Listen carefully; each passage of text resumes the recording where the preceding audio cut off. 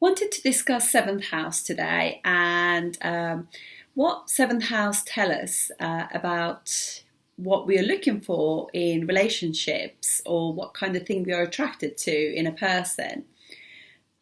So seventh house obviously is the house immediately opposite the ascendant. So it's complete opposite to us. In a sense, it's the person, it's the qualities that we feel actually complete us in a relationship. And every ascendant has got its own seventh house, and where the seventh lord goes, it's also telling very much about the all the sort of like is the puzzle pieces of what we're looking for. So, if I was to be looking at somebody's love interest, if you like, if you're looking for a love relationship kind of reading, I would probably, obviously, I would look at yourself and see where you have gone in, where the lord of your ascendant has gone into, and the house seventh from it. But also, obviously, the most important thing is in your natal chart, the house right opposite your ascendant, that is your seventh house, basically. So seventh house for an Aries ascendant will be Libra. So we know that Aries is a very, very independent planet as house, and Mars is a very independent planet. But in relationships, they're looking for somebody who is very loving, very beautiful, because obviously Libra is their seventh house and is ruled by Venus. So they want a type of spouse that's going to be attractive, who's got social grace, social skills, who brings people together, who is fair, who likes to share, and somebody who kind of really is loving towards family, friends, just generally speaking. That's the type of person who's kind of sexy looking as well. That's the type of person they're looking for. So then once we looked at the seventh house and the type of person it is as well, we look at the elements as well. So seventh house for Aries ascendant is a Libra. Libra is an air element and it's movable. So they want somebody that can share ideas with. They can have conversations with. They kind of want to be type of relationship where you interact with each other, if you like, more, and bring friends in and things like that. So it will be like probably dinner parties and things with friends, other couples, do things with other people. They're like a social kind of like a relationship that's, is sociable. It's kind of like very embracing of others as well. So they're not kind of spending every minute of the day together, but they are kind of interacting with family and friends and neighbours, etc. Where you also obviously need to see where Venus goes, because Venus rules Libra, but we want to know where it's gone. So wherever Venus goes tells you a little bit more about the kind of thing that they're looking for. And then obviously wherever Venus is, you then also look at the dispositor of Venus. So if, say, for example, Venus has gone into Capricorn, you will then look at what house Saturn has travelled from there as well. So all of those kind of gives you little idea. So if Venus has gone into Capricorn, so they are kind of want somebody who is quite career minded. They might meet them at work. They want somebody who's reliable, etc.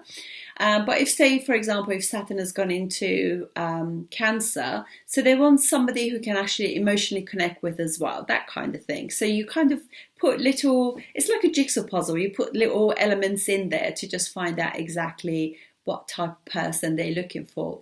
You also look at any aspects to the seventh house as well. So, for example, if Jupiter is also aspecting the ascendant, you know that they want to have children, they want to grow spiritually with that person as well. So This will go for all of the ascendants that I said now. So, but we just want to obviously the seventh house ruler will be different, but it kind of gives you a flavour of what I'm trying to say here. The other thing is as well, say if that Venus is sitting with Rahu or is being aspected by Rahu, they're quite kind of interested in somebody who is actually foreign, from different culture or different background. Doesn't necessarily, so it could be that they could be, say, Catholics, but the spouse could be Protestant or something like that. Do you know what I mean? So it could be something like that as well, or more spiritual. So you want to kind of like put all of these things together. So for Taurus ascendant, Scorpio is their seventh house. So seventh house Scorpio means that they're looking for somebody quite Martian, somebody quite sexy, sexual, if you like. They're kind of attracted to somebody who's a little bit mysterious, maybe as well. And so they want a kind of like a very strong bond in the relationship, because obviously that Scorpio is very much like, kind of really being together and being really sort of like bonded together, and emotional connection on a very, very deep level. So they want to be able to do exactly that. So be with the partner and really kind of like connect on a very, very deep level with them. It's also a water sign, it's an emotional sign. So you just like, through that kind of development of that, they will literally, the connection will be, it'll be kind of like almost spiritual as well, because it's a natural 8th house of the zodiac. So it's a house of sort of spirituality. 4th, 8th and 12th, they are actually moksha houses. So they kind of release you from, they want some sort of release from the mundane world a little bit with their relationship. Then you obviously look at Mars and see where Mars has gone. Any aspects to the 7th house or Mars are important as well, the same as what we said. So now let's go around the zodiac and see what we see. So next sign will be Gemini. Gemini's 7th house is Sagittarius. So these people could meet their, they want somebody who's spiritual, who's well learned, who's cultured, who's spiritual or religious, who's a seeker of the truth, so that's the kind of person that they want to be with, somebody who is wise, who is knowledgeable, and and because it's also 9th house is kind of foreign lands as well. They could meet their partner in foreign lands, or whilst at education. So they could be at university or something, and they will meet their partner there as well. Obviously, we now look for Jupiter and see where Jupiter has gone. So wherever Jupiter has gone from that will tell you a little bit more about the partner, and also any aspects of 7th house and Jupiter also. Then we have Capricorn for 7th house for Cancer ascendant. So Cancer ascendant, obviously, they're looking for somebody who's quite stable, quite reliable, and brings stability to their life. It probably will be more material stability, but nonetheless, that gives them the security that they need. Cancer always seeking stability in life, and through their partners, that's what they want. They probably, because Capricorn is the 10th natural sign of the zodiac, it's kind of more about materialistic gains. So these people will really be reliable for them. They definitely can count on their sort of the Capricorn person to give them what they need. You look at Saturn, blah blah, for all of that as well, to see what's going on with the aspects to Saturn, aspects to the 7th house. Then we have Leo ascendant. Leo ascendant has got Aquarius as their 7th house. So these are both very fixed houses, whereas like there is room for maneuver in a relationship with Aries having Libra, movable sign, and they kind of like move together through life, and kind of like they both kind of evolve. Fixed signs are a bit different because they're quite sort of like neither of them like change. So these people can in life have issues with, because even though like Saturn being seventh house ruler of Capricorn for Cancer ascendant, there is kind of like adaptability within both signs because they're both kind of movable signs. When you got fixed signs like Leo and Aquarius, it can be a little bit more kind of like, obviously Sun being the ruler of the Leo is not really friendly with Saturn. So it is a little bit like, it's a little bit, creates conflicts. However, they want somebody who is like very sort of humanitarian, who has got a social status, because Aquarius is the natural 11th house of the zodiac, and it's all to do with like networks, groups, that kind of thing. And they both kind of both of these signs like status, so they want somebody who has status, if you like, and that goes vice versa as well, the other way around. So definitely, there's inflexibility, but it kind of works because they both kind of like want the similar sort of thing, status, and they're both stubborn. So it's a little bit of the flavour of the relationship between Leo and Aquarius. And that's what they're looking for, basically. And obviously you look at where Saturn is, but you also look at Rahu as well, because Rahu, although I didn't say that about Scorpio, but Rahu, obviously, it can also mean that they could be with somebody who's very different as well. Rahu being the co-ruler of Aquarius with Saturn. But anyway, but the Saturn in Aquarius, very, very different to Saturn in Capricorn. Saturn in Capricorn is much more hardworking, much more to do with doing the right thing. They'll be at the office all the time. So that the kind of thing that will wind up the Cancer ascendant will be like, he's always at work, or she's always working, or she's always doing, or he's doing all these commitments for work. Aquarius ones will be, Saturn will be very different, because they do want to mingle with others as well. It's much more sociable as a sign than Capricorn is. So you see all the kind of aspects to 7th house and the 7th house ruler Saturn as well. Then we have Virgo ascendant, and we have Pisces. So Virgo is, so detail oriented, but they're attracted to somebody who is not like that at all. It's all about kind of like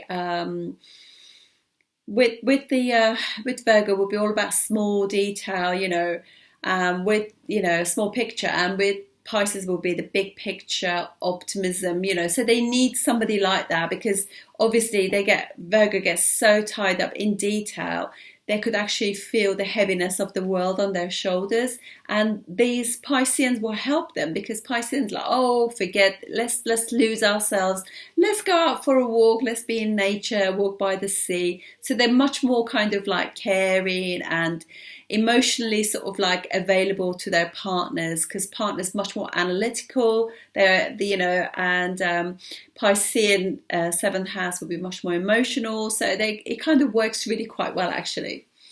And then we have Libra. Obviously, Libra's got Aries as their 7th house, and so they're interested in somebody who is very motivated, or energetic, sporty, somebody's like, kind of very I do kind of person. So it's very opposite to them, because they are obviously all about sharing and everything, and they get somebody who is very independent, self-motivated, and they could be a little bit unavailable to the Libra ascendant, because the Libra ascendant wants to do things with them, and whereas the other saying, I'm really sorry, but I'm meeting my mates, we're having a football match or something, so it's very, very different how it works out. And then Scorpio ascendant will be attracted to a beautiful person who's very family oriented, who's very hardworking, and yeah, and I think actually Scorpios do quite well because they are looking for that stability, and this is a sign that's going to be loyal, it's going to be very family oriented, and it's going to provide a really nice home and everything for them, and they'll probably be really good cooks and things like that. And the moment they get married, because it's second natural house of the zodiac, they start earning more money as well, so it's pretty good. Then we have Sagittarius ascendant, whose seventh house is Gemini. So Gemini is all about friends, like they're social butterflies. They don't really get deeply involved with people unless if Saturn has got something to do with it. And it's so opposite to Sagittarius, because Sagittarius is all about the wisdom, the truth, and preaching. And Gemini will be like, oh, I want to do this and I want to do that, I want to do that. And so it's quite interesting. Both of them will be quite intellectual and quite wise and knowledgeable. But, the Gemini person would be much more social media, whereas the Sagittarius person would be much more like, I read this book, I've read the classics and everything. So they're very, very different. But it's funny though, isn't it? Because we need these different forces in life to balance us, if you like, in a sense. Then we have Capricorn ascendant. The seventh house from there is Cancer. So they are all kind of like doing the right thing and being reliable, hardworking and everything. And they're so busy doing, they're not really allowing themselves to feel. But the person that they're interested in will be somebody who does feel, who is emotionally connected with themselves, and probably does them good, because it makes them feel as though actually he or she is providing me with the stability at home that I need, because I'm so into doing and my soul is unsatisfied.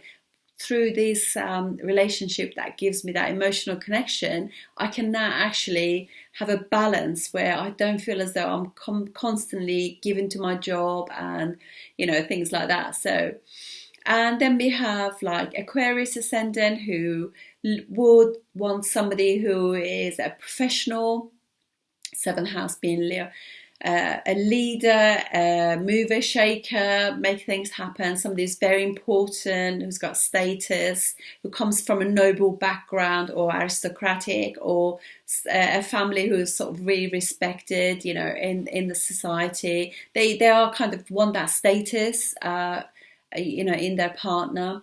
And somebody intelligent, confident, somebody who can make things happen, And then we have Pisces ascendant, who they're the sort of people who can actually go and do something. And because they didn't read the small print, they could get themselves into some sort of issue with litigation or something. I mean, obviously litigation is too severe, but they need somebody who is, because they're so emotional and so caring and loving.